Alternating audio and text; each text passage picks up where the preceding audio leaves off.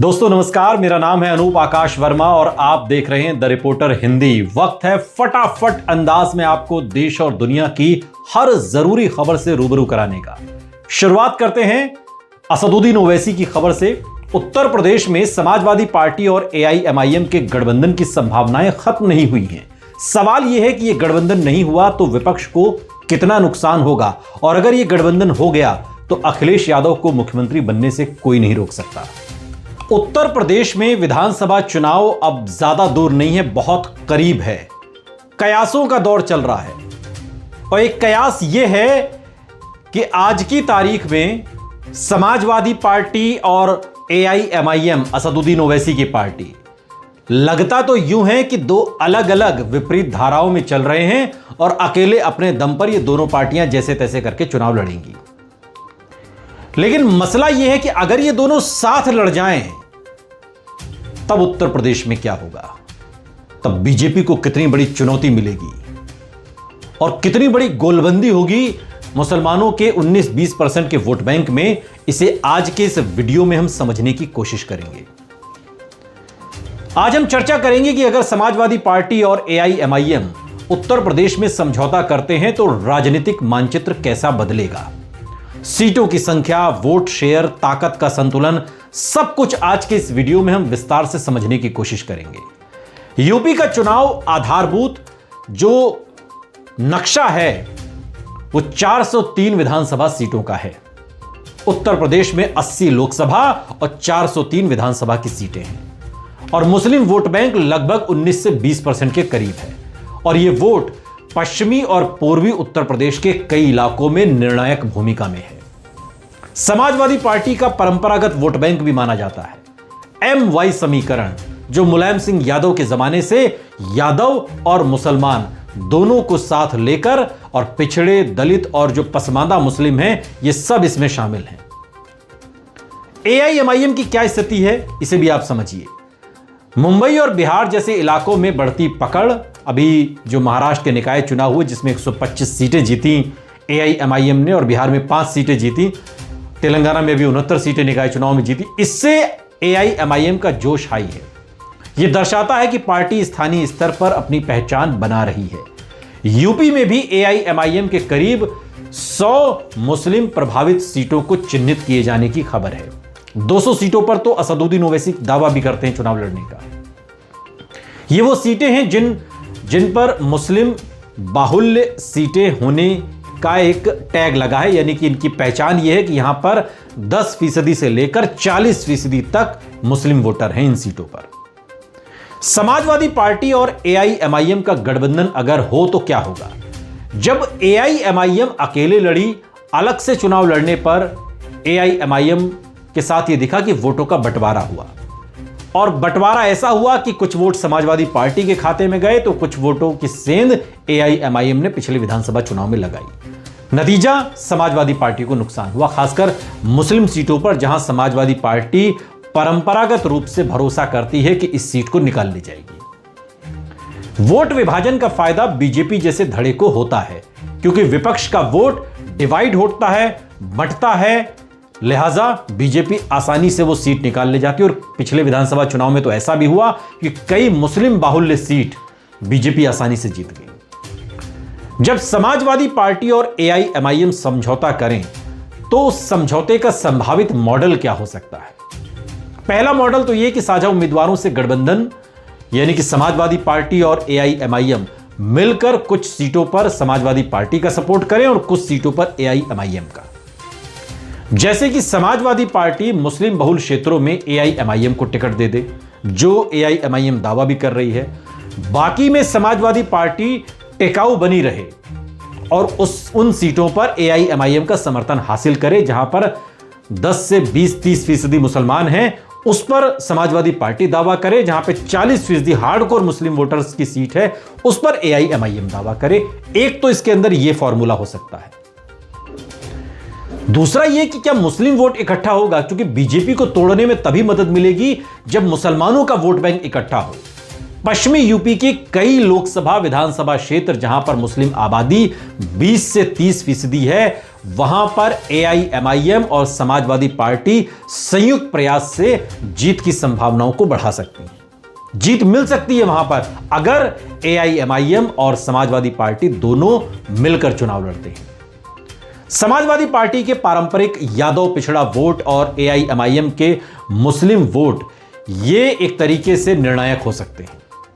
एक और मॉडल है और सीट वार विभाजन, जब जो सीट शेयरिंग का है कि एआईएमआईएम कुछ मुस्लिम बहुल सीटों पर उतरे जो उत्तर प्रदेश में है और समाजवादी पार्टी केंद्रीय सीटें और बाकी अल्पसंख्यक प्रभाव वाले इलाकों में अपने कैंडिडेट उतारे। यह मॉडल सीट के साझा रणनीति के नाम से इसको देखा जा सकता है, जहां पर सीट बंटवारा जो सीट शेयरिंग होती है उसमें इन बातों पर समझौता हो कि जो हार्डकोर मुस्लिम बाहुल्य सीट है, जहां पर 40% 45% मुस्लिम वोटर है, उसे एआईएमआईएम अपने कैंडिडेट वहां पर उतारे और जो उससे कम यानी 30% तक 20% 10% मुस्लिम बाहुल्य सीटें हैं वहां पर समाजवादी पार्टी दांव चले।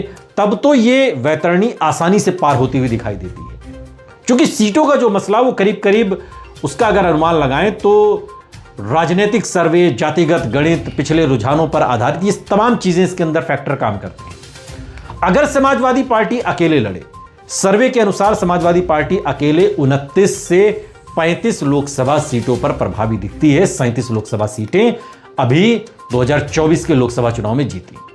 अगर समाजवादी पार्टी एआईएमआईएम का गठबंधन होता है तो माना जा सकता है कि यह संयुक्त मोर्चा 10 से 20 अतिरिक्त सीटों पर अपनी पकड़ को मजबूत कर सकता है, खासकर मुस्लिम बाहुल्य और यादव प्रभावित सीटों पर।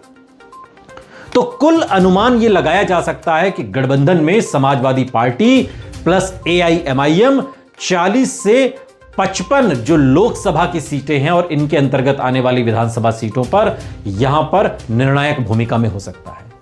और बिना गठबंधन के समाजवादी पार्टी के मुकाबले एआईएमआईएम के वर्चस्व से वोट जो है वो बढ़ते हुए दिखाई देंगे। बीजेपी को इसका फायदा मिल सकता है, क्योंकि एआईएमआईएम अगर वोट काट देगी, पिछली बार भी दर्जनों सीटों पर ऐसा हुआ, तो बीजेपी को फायदा हुआ, क्योंकि मुस्लिम वोटों का अगर बंटवारा होता है समाजवादी पार्टी और एआईएमआईएम में तो फिर इसका नुकसान है सपा और एआईएमआईएम दोनों को, और बीजेपी को फायदा है। बीजेपी के खिलाफ यह मोर्चा तब मजबूत होगा जब ये दोनों एकजुट होकर चुनाव लड़ें। अब वोट शेयर और वोट के विभाजन की जो रणनीति है उसमें आप समझिए कि मुस्लिम पहचान की जो राजनीति है उससे आगे बढ़कर एआईएमआईएम व्यापक सामाजिक समावेश की ओर अपने ध्यान को केंद्रित कर रही है। यह उसके महाराष्ट्र के प्रदर्शन से साफ है। समाजवादी पार्टी एमवाई मुस्लिम और यादव समीकरण चूंकि पहले से मजबूत है, लेकिन एआईएमआईएम के कारण जो बाहरी वोट है वो थोड़ा सा विभाजित हो सकता है। लेकिन अगर गठबंधन हुआ तो मुस्लिम वोट समाजवादी पार्टी में कायम रहेगा और एआईएमआईएम के विस्तार को समाजवादी पार्टी का समर्थन यूपी में मिलेगा और इससे बीजेपी को चुनौती देना भी आसान होगा। लेकिन हर गठबंधन के नफे और नुकसान भी होते हैं। फायदा क्या है इस गठबंधन का? वोटों का बंटवारा कम होगा, बीजेपी को चुनौती देना आसान होगा, मुस्लिम पिछड़ा जो वोट बैंक है उसे कम से कम संगठित करना आसान होगा और एआईएमआईएम के उठते हुए समर्थन का लाभ समाजवादी पार्टी को मिलेगा, जिस लाभ से बिहार में तेजस्वी यादव चूक गए। नुकसान क्या है इस गठबंधन के? एक चुनौती है राजनीतिक रूप में। कांग्रेस को मनाना भी, कांग्रेस नहीं चाहती कि एआईएमआईएम गठबंधन का हिस्सा हो। सीट शेयरिंग में अंदरूनी टकराव की उम्मीद है, हालांकि इसमें अखिलेश यादव अगर बड़ा दिल दिखाएंगे तो यहां पर भी चीजें सुलझ सकती हैं। नेतृत्व का जो संतुलन है उस पर संकट नहीं हो सकता, क्योंकि नेतृत्व तो अखिलेश यादव को करना है। लेकिन जो सहयोगी दल हैं, कांग्रेस खास करके, वो ये नहीं चाहती कि एआईएमआईएम हिस्सा बने, तो ये इसकी चुनौती है। लेकिन यूपी की राजनीति आज सिर्फ जाति धर्म का खेल नहीं रह गई, ये भावनाओं, पहचान, विकास और समावेश का एक संगम है। अगर समाजवादी पार्टी और एआईएमआईएम का समझौता होता है तो यह न सिर्फ सीटों का बंटवारा में बदल सकता है, बल्कि राजनीति के ध्रुवीकरण के संतुलन को भी हिला सकता है। मतदाता के फैसले पर अंततः यह तय करेगा कि गठबंधन कितना सफल होगा। यह गठबंधन उत्तर प्रदेश में समाजवादी पार्टी के लिए लाभदायक है। वो चूक जो तेजस्वी यादव ने बिहार में की, उससे अखिलेश यादव अगर बचेंगे तो यह गठबंधन होकर रहेगा। राज्यसभा चुनाव के लिए बिहार की एक सीट पर महागठबंधन और असदुद्दीन ओवैसी के बीच पहले कौन की जंग में ओवैसी ने लगता है बाजी मार ली है। हाल ही में हुई एआईएमआईएम नेता अख्तरुल इमाम की इफ्तार पार्टी में पहुंचे आरजेडी विधायक से इस बात की तस्दीक होती है कि बाजी अब यूं लगता है कि ओवैसी के हाथ में है। बिहार में राज्यसभा चुनाव को लेकर सरगर्मियां तेज नजर आ रही हैं और इस बीच असदुद्दीन ओवैसी के एक दांव से आरजेडी चारों खाने चित नजर आती है। एआईएमआईएम विधायक अख्तरुल इमाम ने जब अपने आवास पर, पटना स्थित आवास पर इफ्तार पार्टी का आयोजन किया जो राजनीतिक चर्चा का विषय बन गई। दरअसल अख्तरुल की इस इफ्तार पार्टी में सीमांचल नेताओं के साथ साथ सत्ता पक्ष जेडीयू और आरजेडी के नेताओं की मौजूदगी ने नए राजनीतिक समीकरण को लेकर अटकलों को अब हवा दे दी है। अख्तरुल इमाम की इस इफ्तार पार्टी में बिस्वी से आरजेडी विधायक आसिफ अहमद और जेडीयू के पूर्व सांसद अशफाक करीम शामिल हुए। सियासी गलियारों में इसे राज्यसभा चुनाव से जोड़कर देखा जा रहा है और माना जा रहा है कि राज्यसभा चुनाव से पहले एआईएमआईएम के समर्थक को लेकर सत्ता पक्ष के साथ साथ विपक्षी नेता भी अपनी जुगत में लगे हुए हैं। खबरों की माने तो राज्यसभा चुनाव में एआईएमआईएम का समर्थन हासिल करने के लिए तेजस्वी यादव ने अख्तरुल इमाम से संवाद बनाए रखने के लिए अपने कुछ भरोसेमंद नेताओं को जिम्मेदारी दी है। बिस्वी विधायक आसिफ अहमद की इफ्तार पार्टी में मौजूदगी को इसी रणनीति के तहत देखा जा रहा है, माना जा रहा है। आपको बता दें कि चुनाव आयोग ने राज्यसभा चुनाव का कार्यक्रम घोषित कर दिया है। 16 मार्च को 10 राज्यों की 37 राज्यसभा सीटों पर चुनाव होना है, जिसमें बिहार की 5 राज्यसभा सीटों पर मतदान होना है। राज्यसभा की एक सीट जीतने के लिए करीब 41 विधायकों का समर्थन जरूरी होता है। ऐसे में एनडीए को 4 सीटें तो आसानी से मिलती हुई दिखाई देती हैं, जबकि महागठबंधन के पास सिर्फ 35 विधायक होने से उसकी राह मुश्किल नजर आ रही है। और ऐसे में यदि महागठबंधन का समर्थन एआईएमआईएम करती है तो राज्यसभा की इस सीट उसके खाते में आ सकती है। लेकिन एआईएमआईएम का कहना है कि कैंडिडेट हमारा होगा, समर्थन आप हमें करिए। आपका तो राज्यसभा में प्रतिनिधित्व है, एआईएमआईएम का राज्यसभा में प्रतिनिधित्व भी नहीं है। लड़ने से कोई फायदा नहीं, आप हमें समर्थन करिए। यह बात असदुद्दीन ओवैसी की पार्टी में ओवैसी के हवाले से उनके नेता कह रहे हैं। तो राज्यसभा की एक सीट उसके खाते में आ सकती है जो इन विधायकों का समर्थन हासिल कर लेगा। विधानसभा की मौजूदा जो संख्या है उसमें बीजेपी के पास 89 हैं, जेडीयू के पास 85, एलजेपीआर के पास 19 विधायक हैं, उपेंद्र कुशवाहा के आरएलएम के पास 4 विधायक हैं। और बिहार की राजनीति में इफ्तार पार्टियां अक्सर सियासी संदेश और गठबंधन की संभावनाओं का मंच बनती रही हैं। और ऐसे में अब सबकी नजर इस बात पर टिकी है कि राज्यसभा चुनाव के दौरान एआईएमआईएम का रुख किस दिशा में जाता है। बिहार के विधानसभा चुनावी नतीजों ने राज्य के सारे सियासी गेम को बदल कर रख दिया, जिसका प्रभाव सिर्फ सत्ता बनाने तक नहीं बल्कि 2030 तक बिहार के राजनीतिक भविष्य की दशा और दिशा दोनों को तय करेगा। एआईएमआईएम प्रमुख असदुद्दीन ओवैसी की एआईएमआईएम ने 5 सीटें जीतकर भले ही सरकार बनाने और बिगाड़ने वाले खेल के किंगमेकर न बन सके हों, लेकिन राज्यसभा चुनावों में अब वो तुरुप का इक्का भी हैं और किंगमेकर भी। बिहार के 5 राज्यसभा सीटों के लिए जो 16 मार्च को वोटिंग होनी है उसको लेकर यह सारा ताना बाना बुना जा रहा है। विधायकों की संख्या के आधार पर एनडीए तो आसानी से 4 सीटें जीतेगा, लेकिन जो 5वीं सीट है उसी पर एआईएमआईएम और आरजेडी आमने सामने आकर खड़े हो गए हैं। आरजेडी की राज्यसभा की राह में सबसे बड़ी बाधा असदुद्दीन ओवैसी की पार्टी बन गई है। राज्यसभा की 5वीं सीट पर जीत दर्ज करने के लिए आरजेडी मुस्लिम दांव खेलने की रणनीति बना रही थी ताकि ओवैसी का समर्थन हासिल किया जा सके, लेकिन ओवैसी की पार्टी ने अलग ही शर्त लगा दी है। एआईएमआईएम ने आरजेडी को चेतावनी दी है कि 2030 तक गठबंधन नहीं तो कोई राज्यसभा सांसद नहीं, और ओवैसी के समर्थन लिए बिना आरजेडी का राज्यसभा चुनाव जीतना नामुमकिन है, असंभव है। बिहार विधानसभा में 243 विधायक हैं, जिसमें मौजूदा समय में एनडीए के पास 202 विधायकों का आंकड़ा, जबकि महागठबंधन के पास सिर्फ 35 हैं।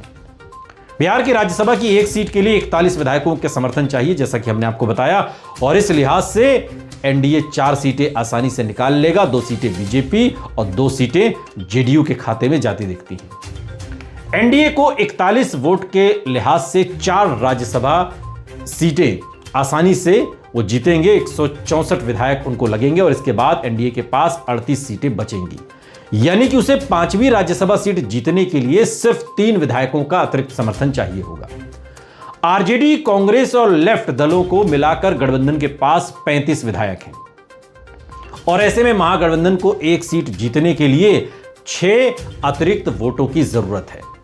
बिहार विधानसभा में एक सीट बीएसपी के पास है और 5 सीटें एआईएमआईएम के पास और एक सीट आईआईपी के पास है।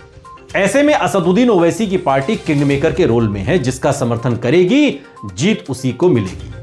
एनडीए अगर ओवैसी की पार्टी का समर्थन हासिल कर लेती है तो 5वीं राज्यसभा सीट आसानी से जीत लेगी और अगर विपक्ष गठबंधन इंडिया ब्लॉक समर्थन हासिल कर लेता है तो जीत उसे आसानी से मिलेगी।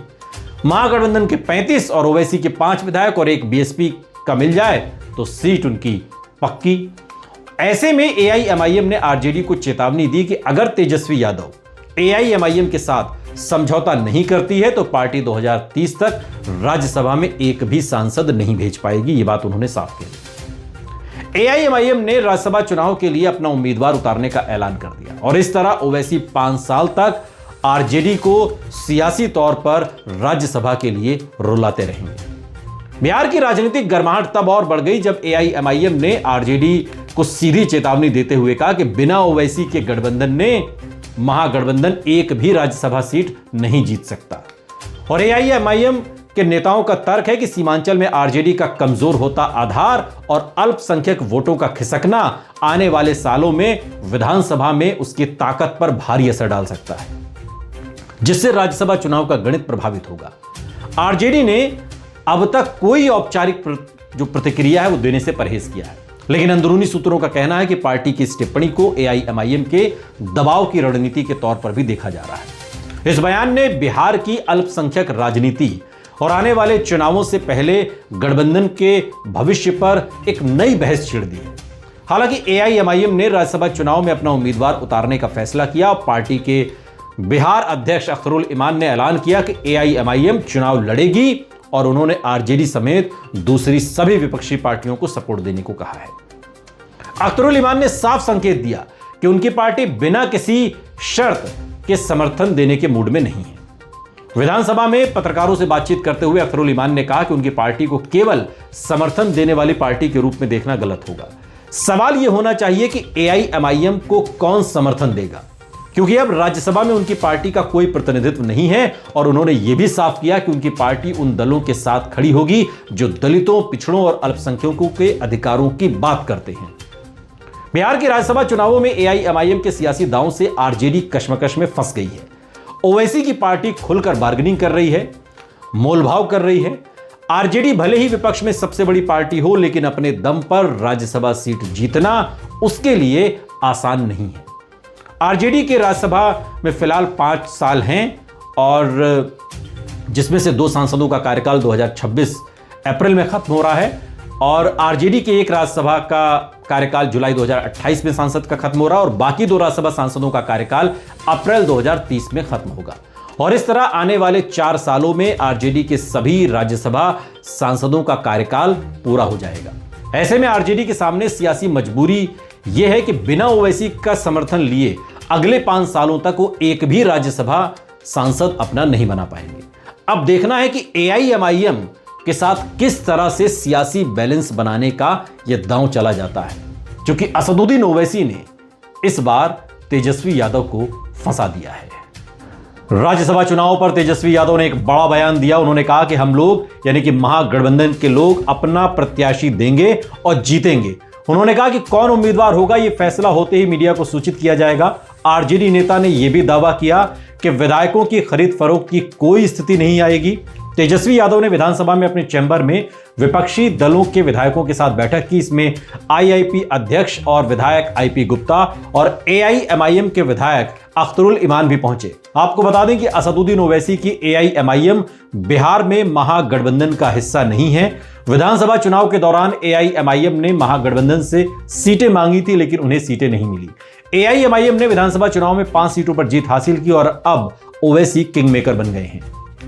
राज्यसभा चुनाव से पहले अभिनेता, गायक और बीजेपी नेता पवन सिंह ने पार्टी के राष्ट्रीय अध्यक्ष यानी कि नितिन नवीन से मुलाकात की है दिल्ली में। इस मुलाकात के बाद पवन सिंह ने कहा कि उन्होंने नितिन नवीन से आशीर्वाद लिया और यह एक शिष्टाचार मुलाकात थी। क्या बीजेपी उन्हें राज्यसभा भेजेगी? इस सवाल पर उन्होंने कहा कि मैं भाई हूं, जो मालिक चाहेंगे वही होगा। आपको बता दें कि बिहार की 5 सीटों पर राज्यसभा के चुनाव होने हैं। 16 मार्च को चुनाव होगा। नामांकन दाखिल करने की आखिरी तारीख 5 मार्च है। 4 मार्च को होली है, यानी कि होली के अगले दिन आखिरी तारीख होगी। आजाद समाज पार्टी कांशीराम के नेता और उत्तर प्रदेश की नगीना से सांसद चंद्रशेखर आजाद ने जनगणना और जाति जनगणना को लेकर एक पत्र लिखा है। भारतीय महानिबंधक एवं जनगणना के आयुक्त को लिखी गई इस चिट्ठी में चंद्रशेखर आजाद ने ओबीसी वर्ग और धर्म का जिक्र करते हुए अपनी बात रखी। चंद्रशेखर आजाद ने लिखा कि सादर निवेदन है कि मैं एक जनप्रतिनिधि के रूप में साल 2027 में आयोजित की जा रही राष्ट्रीय जनगणना के संबंध में कुछ महत्वपूर्ण बिंदुओं की ओर आपका ध्यान आकृष्ट कराना चाहता हूं। अन्य पिछड़ा वर्ग यानी कि ओबीसी को अब तक जनगणना में पृथक रूप से वर्गीकृत नहीं किया गया, यानी कि जाति जनगणना की पद्धति अभी तक घोषित नहीं हुई है और इस संबंध में मैंने दिनांक 11 फरवरी 2026 को लोकसभा में भी अपनी बात रखी थी। आजाद समाज पार्टी के मुखिया चंद्रशेखर आजाद की जौनपुर की जनसभा में भारी भीड़ उमड़ी।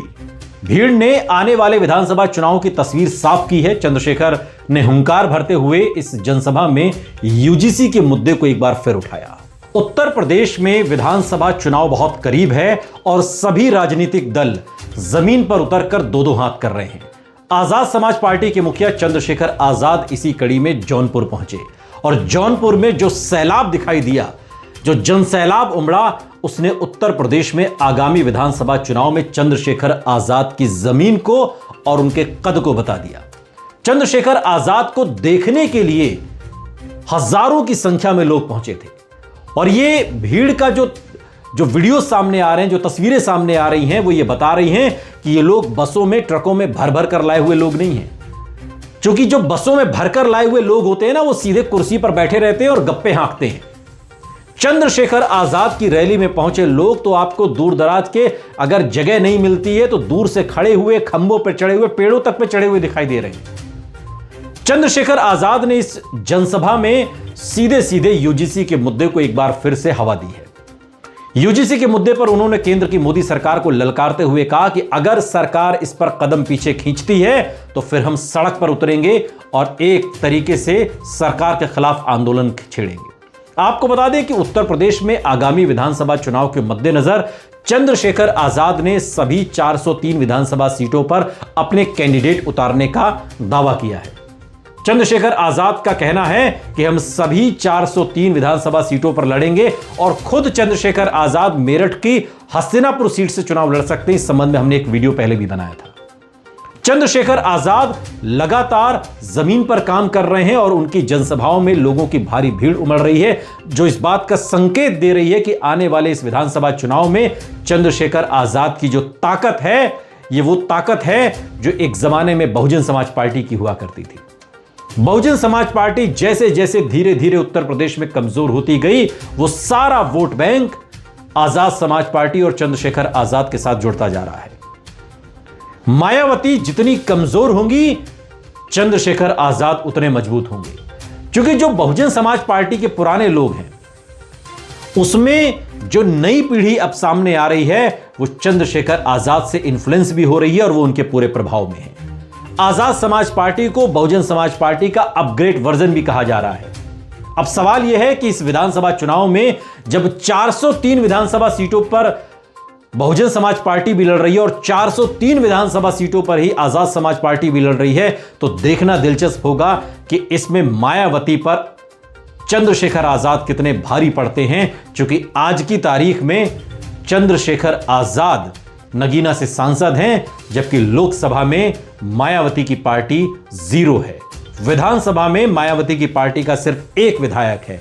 अब ये लड़ाई अगर कांटे की होती है तो देखना होगा कि उत्तर प्रदेश का जो बहुजन समाज पार्टी के जो लोग हैं या उत्तर प्रदेश के जो बहुजनवादी लोग हैं, खासकर शेड्यूल कास्ट और शेड्यूल ट्राइब जो लोग हैं, जो दलित राजनीति का केंद्र है, उसमें अब कौन उसकी धुरी पर घूमता है, चंद्रशेखर आजाद या फिर मायावती। बहुजन समाज पार्टी की राष्ट्रीय अध्यक्ष और उत्तर प्रदेश की पूर्व मुख्यमंत्री मायावती ने समाजवादी पार्टी के मुखिया अखिलेश यादव पर निशाना साधा है। समाजवादी पार्टी द्वारा कांशीराम जयंती मनाए जाने के दावों के बीच बीएसपी चीफ की यह प्रतिक्रिया काफी अहम मानी जा रही है। इस बयान के बाद राज्य में सियासी सरगर्मी बढ़ना लगभग तय है। सोशल मीडिया प्लेटफॉर्म एक्स पर मायावती ने लिखा, जैसा कि सर्वविदित है कि समाजवादी पार्टी का चाल चरित्र और चेहरा हमेशा से ही दलित, अन्य पिछड़ा वर्ग और बीएसपी विरोधी और बहुजन समाज में जन्मे महान संतों, गुरुओं और महापुरुषों के आदर सम्मान का नहीं बल्कि जगजाहिर तौर पर इनके अनादर, अपमान और तिरस्कार का रहा है। इस बारे में मीडिया समेत इनका पीडीए भी अच्छी तरह से जानता है और ये तमाम बातें मायावती ने सोशल मीडिया प्लेटफॉर्म एक्स पर कही हैं। आम आदमी पार्टी के सांसद संजय सिंह यूपी में लगातार पदयात्रा कर रहे हैं। सारी कोशिश राजनीतिक तौर पर खुद को मजबूत करने की है। सवाल यह है कि क्या आने वाले समय में चुनाव में आम आदमी पार्टी और समाजवादी पार्टी गठबंधन कर सकते हैं? अगर ऐसा होता है तो फिर इससे सूबे की राजनीति में क्या बदलेगा? उत्तर प्रदेश विधानसभा चुनाव के बहुत करीब है और चुनाव जैसे जैसे करीब आ रहे हैं वैसे वैसे कयासों के दौर चल रहे हैं। समाजवादी पार्टी और आम आदमी पार्टी उत्तर प्रदेश के विधानसभा चुनाव में एक साथ आ सकते हैं, सूत्रों के हवाले से खबर है। और इस खबर को इसलिए बल मिलता है क्योंकि आपको याद होगा जब दिल्ली का विधानसभा चुनाव था, कांग्रेस से गठबंधन होते हुए समाजवादी पार्टी का इंडिया ब्लॉक में, बावजूद इसके आम आदमी पार्टी के प्रचार में कांग्रेस के खिलाफ अखिलेश यादव अरविंद केजरीवाल के साथ खड़े थे।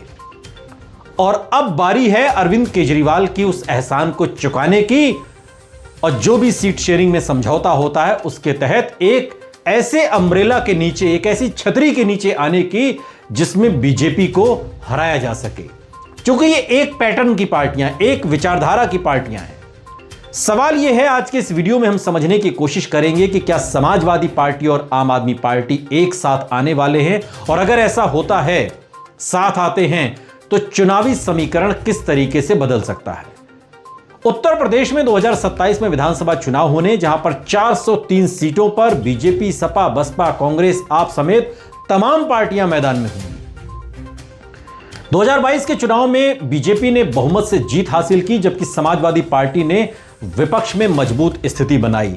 और अपनी स्थापना से लेकर, जब समाजवादी पार्टी की स्थापना हुई थी तब से लेकर अब तक 2022 में 32% से ज्यादा, सबसे ज्यादा वोट शेयर समाजवादी पार्टी को मिला, लेकिन बावजूद इसके समाजवादी पार्टी विपक्ष में बैठी। 20 साल बाद, 2004 के बाद यह मौका आया जब 37 लोकसभा के सांसद उत्तर प्रदेश में समाजवादी पार्टी ने जीते, तो सपा का भी जोश हाई है। सवाल यह है कि अब आम आदमी पार्टी क्या समाजवादी पार्टी के उस गठबंधन के छतरी के नीचे आने वाली है? यह चुनाव भारत के सबसे बड़े राज्यों में से एक है और बहुत महत्वपूर्ण है, क्योंकि यहां के नतीजे ही राष्ट्रीय राजनीति को प्रभावित करते हैं। समाजवादी पार्टी 2022 के विधानसभा चुनाव में बीजेपी के बाद दूसरी सबसे बड़ी पार्टी बनी। पार्टी लगातार विकास, रोजगार, शिक्षा, मूलभूत मुद्दों पर जोर दे रही है, चाहे विधानसभा की बात हो या लोकसभा में। पार्टी ने पेशेवर चुनावी रणनीति अपनाई है, जैसे चुनाव प्रबंधन के लिए बाहरी विशेषज्ञों से काम लेना, मसलन आईपैक को ये जिम्मेदारी सौंपी गई है। मुंबई की एक कंपनी रिसर्च का काम कर रही है। तो कई कंपनियां जो अखिलेश यादव ने समय से पहले हायर करके जिम्मा सौंप दिया है। सारे दल सोए पड़े हैं उत्तर प्रदेश में, खासकर बीजेपी जैसे। अखिलेश यादव अभी से तैयारी के मूड में है।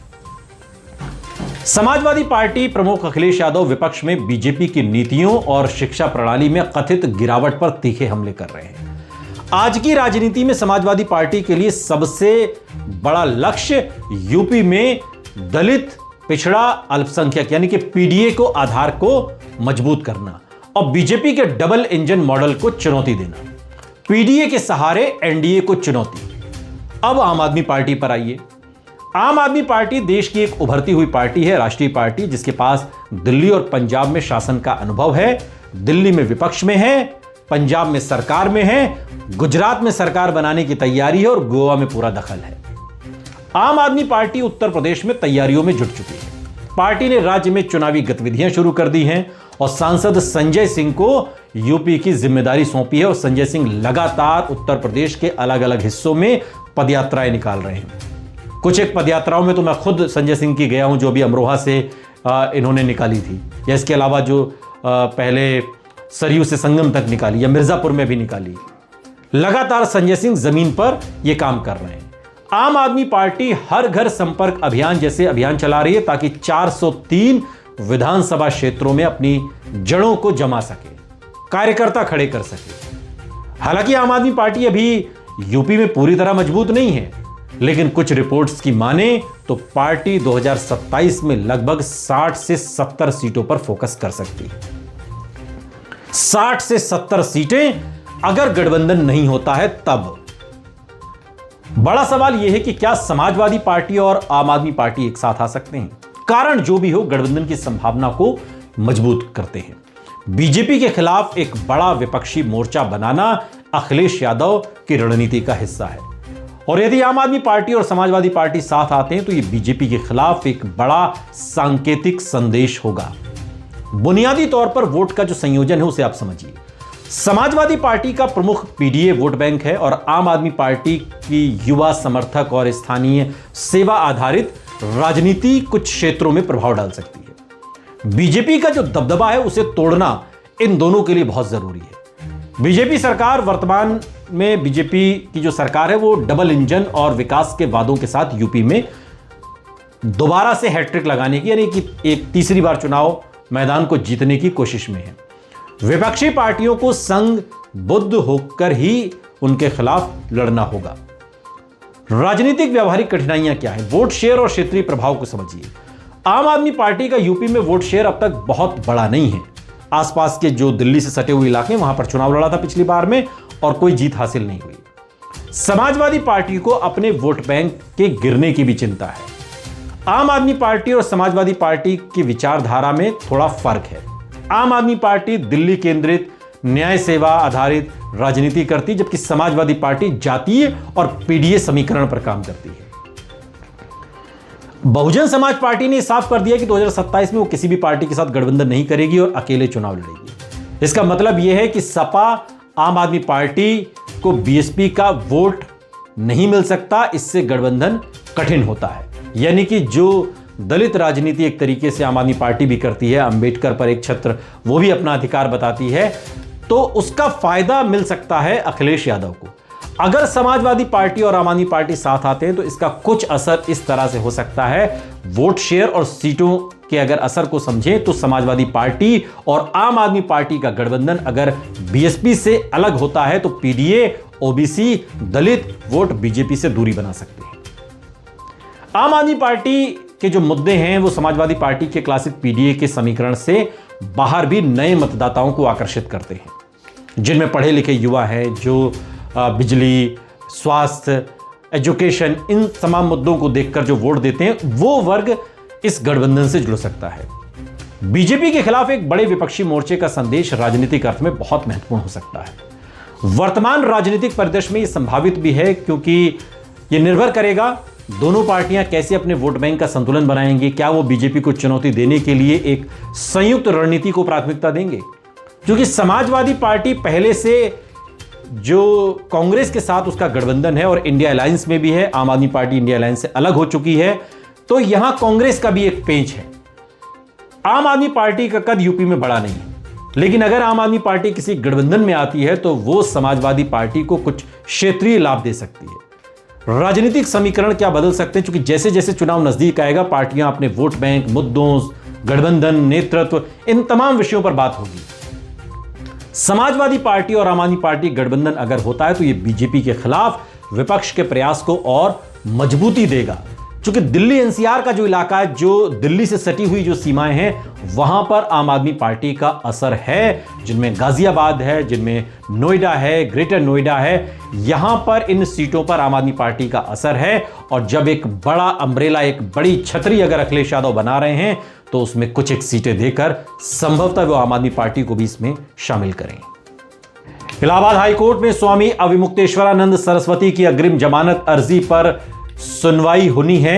शंकराचार्य ने झूसी थाने में दर्ज यौन पीड़न के मामले में गिरफ्तारी से बचने के लिए कोर्ट में अग्रिम जमानत याचिका दाखिल की। कोर्ट नंबर 72 में फ्रेश कॉज लिस्ट में 142 नंबर पर शुक्रवार 27 फरवरी को केस लगा। जस्टिस जितेंद्र सिन्हा की सिंगल बेंच में इस मामले की सुनवाई होगी। वहीं दूसरी तरफ इस मामले को लेकर विवाद और बढ़ता जा रहा है।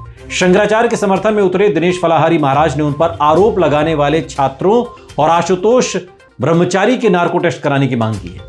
उन्होंने इस संबंध में राष्ट्रपति को पत्र लिखा। फलाहारी महाराज ने दावा किया कि उन्हें भी दूसरे मोबाइल नंबर से फर्जी केस में फंसाने की धमकी दी गई है। द रिपोर्टर हिंदी के इस सेगमेंट में अभी के लिए इतना ही, लेकिन देश और दुनिया की तमाम बड़ी खबरों के लिए आप बने रहिए हमारे साथ, देखते रहिए द रिपोर्टर हिंदी।